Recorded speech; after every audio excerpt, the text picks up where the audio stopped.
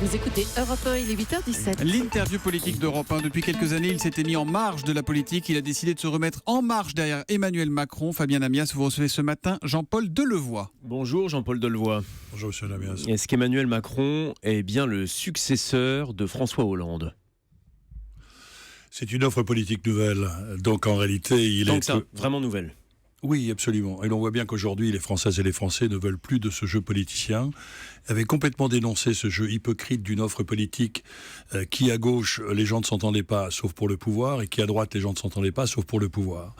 Et à partir du moment où on a vu une diminution des idéologies politiques, l'ultralibéralisme aujourd'hui est contesté sur l'ensemble de la planète par le développement des inégalités, et les politiques de gauche de relance d'argent public, il faut qu'aujourd'hui, ça ne marche pas. Et donc, les gens veulent aujourd'hui une clarification de l'offre politique basée sur des convictions, sur des projets, non pas sur des calculs. Mais alors, pour être parfaitement clair, hier, Jean-Pierre Mignard, qui soutient Emmanuel Macron dans l'opinion, dit « Dans la future majorité, le président actuel jouera un rôle important ». Alors, ça a été démenti par l'un des porte-parole d'Emmanuel Macron, mais c'est vrai que Emmanuel Macron tire toute son expérience politique de son travail auprès de l'actuel président, que ce soit comme conseiller à l'Élysée, comme ce soit comme ministre de l'économie. Quelle sera sa rupture avec François Hollande ?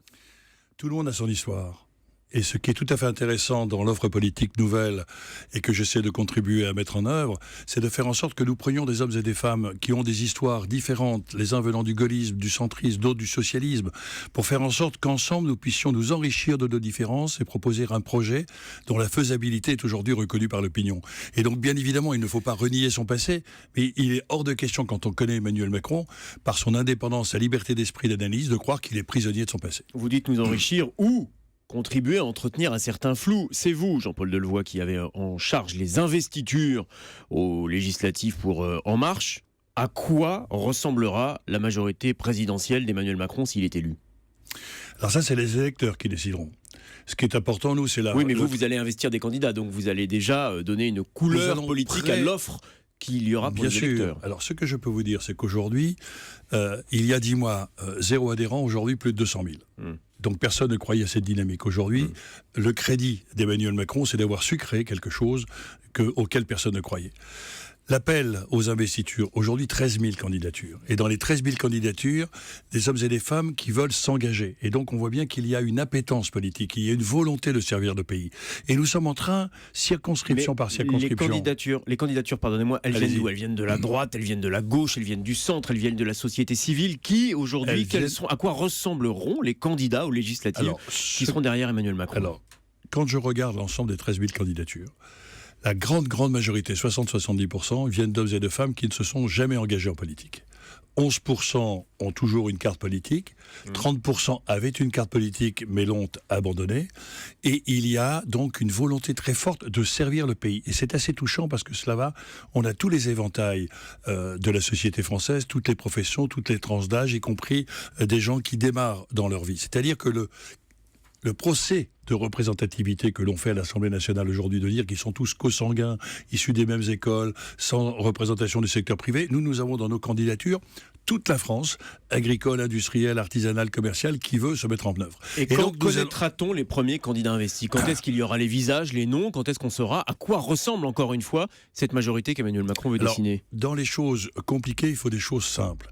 Nous avons aujourd'hui mis toute notre énergie et nous mobilisons tous nos militants pour la dynamique présidentielle.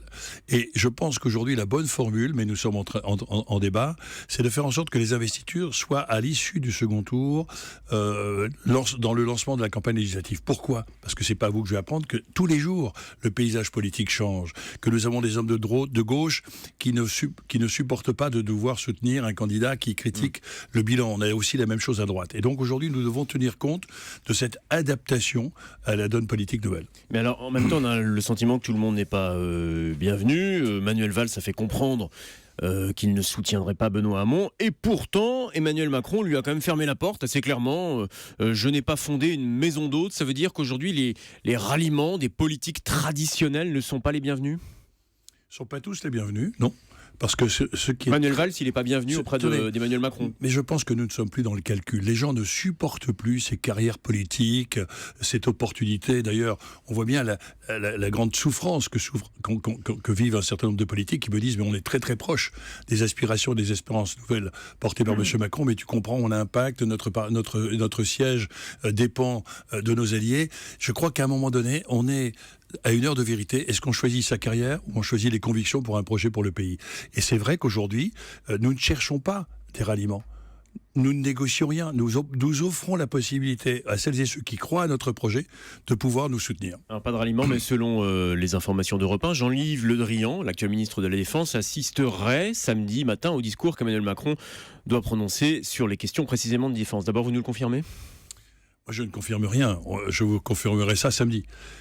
Nous travaillons sur des faits. Mais son éventuel... Alors là, on parlait des ralliements, vous dites, finalement, on n'en veut pas tant que ça, mais le fait qu'il soit présent aux côtés d'Emmanuel Macron, le fait qu'éventuellement, il choisisse de s'engager derrière lui, ce serait une bonne chose ? Vous voyez, c'est exactement l'esprit qui est le nôtre. Nous ne revendiquons, nous ne cherchons aucun ralliement. Mais si quelqu'un décide, par rapport à la France, par rapport à l'avenir et à l'Europe, de croire qu'il faut soutenir le projet incarné par Emmanuel Macron, évidemment, nous sommes sensibles à toutes ces marques de soutien. Donc, et évidemment, Jean-Yves Le Valls, Drian... non, mais Le Drian, oui. Non, attendez, on ne choisit pas comme ça. Parce que M. Valls doit aussi le respect. Vous savez, il n'y a pas... on n'est plus dans le débat manichéen. Et d'ailleurs, on l'a toujours dit, il y a des choses positives dans la présidence de M. Sarkozy, des choses positives dans la présidence de M. Hollande.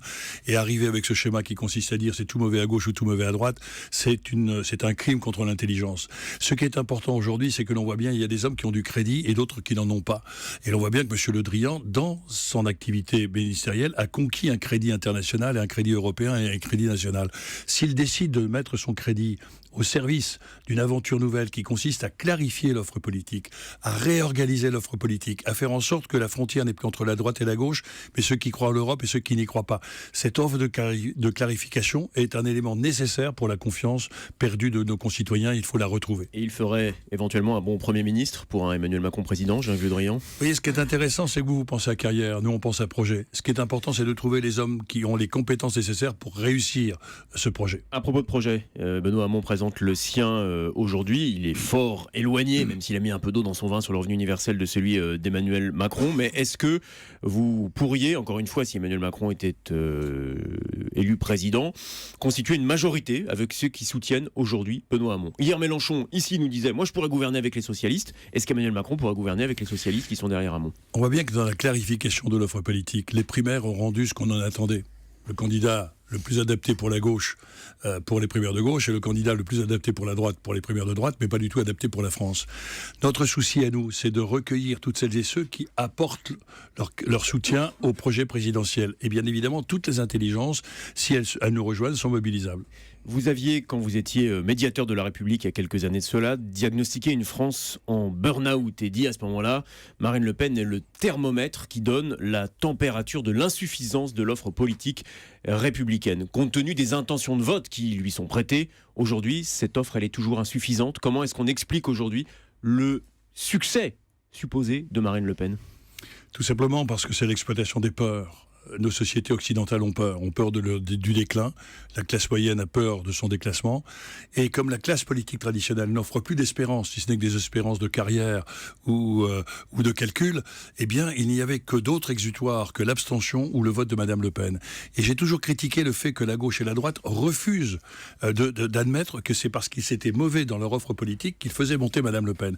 Aujourd'hui, Emmanuel Macron est une alternative extrêmement importante pour l'oxygénation et offrir une autre alternative que Madame Le Pen et l'abstention, ça permet de pouvoir retrouver un champ d'espérance. Et d'ailleurs, on le voit dans les mobilisations citoyennes qui sont dans toutes nos rencontres. C'est assez fascinant de constater ce mouvement et cette dynamique. Aujourd'hui, elle parle aux milieux populaires qui vous sont chers. Ces meetings sont remplis de militants, dont beaucoup sont issus de la classe ouvrière. Ce n'est pas le cas pour les autres candidats. Comment Emmanuel Macron peut s'opposer à Marine Le Pen sur ce terrain ? Vous savez, je rencontrais Esther Duflo, qui était la conseillère d'Obama, qui avait fait un remarquable livre sur repenser la pauvreté. Elle disait, on ne défend les valeurs de la République que quand on a le ventre plein.